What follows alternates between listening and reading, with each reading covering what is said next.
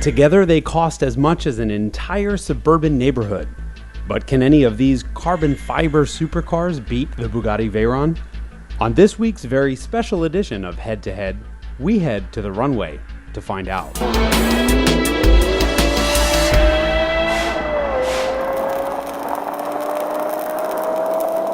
This is not your father's episode of Head to Head. Why? Because we have three cars behind us worth about $1 million and they're sitting on an airport runway. The problem is we just couldn't pick which two of those cars we like better. You get $1 million worth of supercar, you get a runway, and you have no security to kick you out. I think what you need to do is line them up, race them, and see which one's actually fastest. So I think we'll race the V8 car against the V10 car. The winner of that race gets to race the V12. Sound good?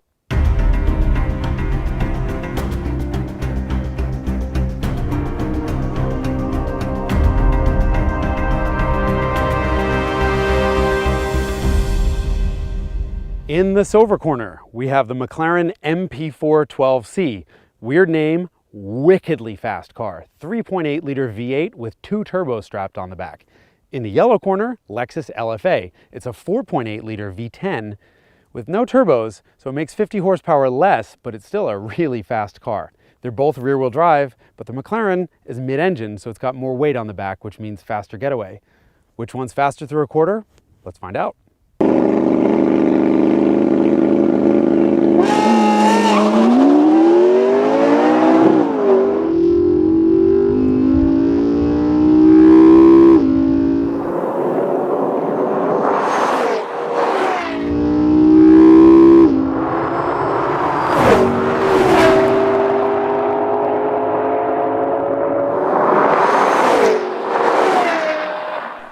And the McLaren wins. Let's go back and take another look at that launch in slow motion. Off the line, you'll see both cars get moving with just the tiniest bit of wheel spin, but the McLaren's rear weight bias helps it jump ahead.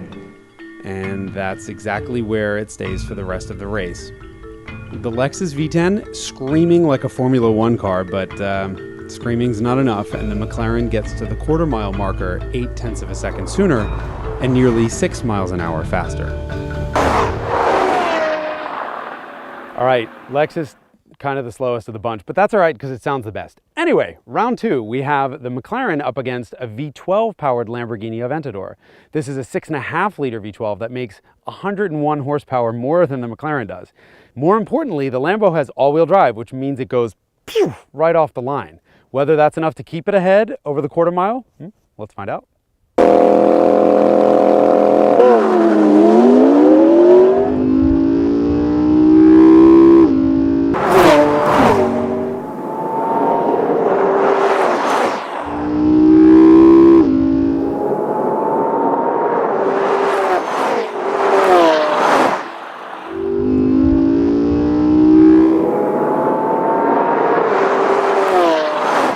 Wait, what?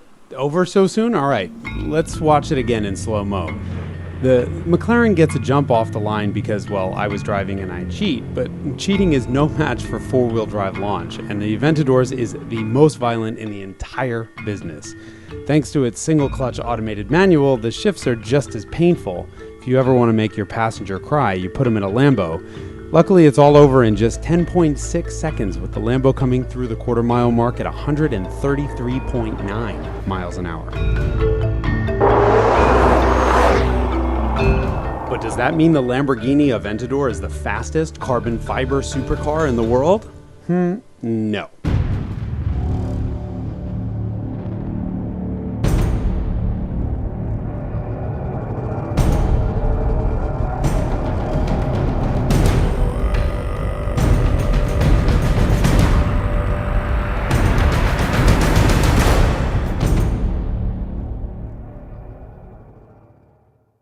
And of course, it's the Bugatti Veyron, which is the undisputed king of fast. The Grand Sport right over there has 16 cylinders compared to only 12. And it has 4 turbochargers breathing air into those 16 cylinders, making 1,001 horsepower or 987 North American horsepower or 6.8 trillion somebody else's horsepower. It doesn't matter. It's really fast. And so we figured we should probably line them up to find out if the Veyron is still faster than the Lamborghini, or if the Lamborghini is faster than its evil French twin sister.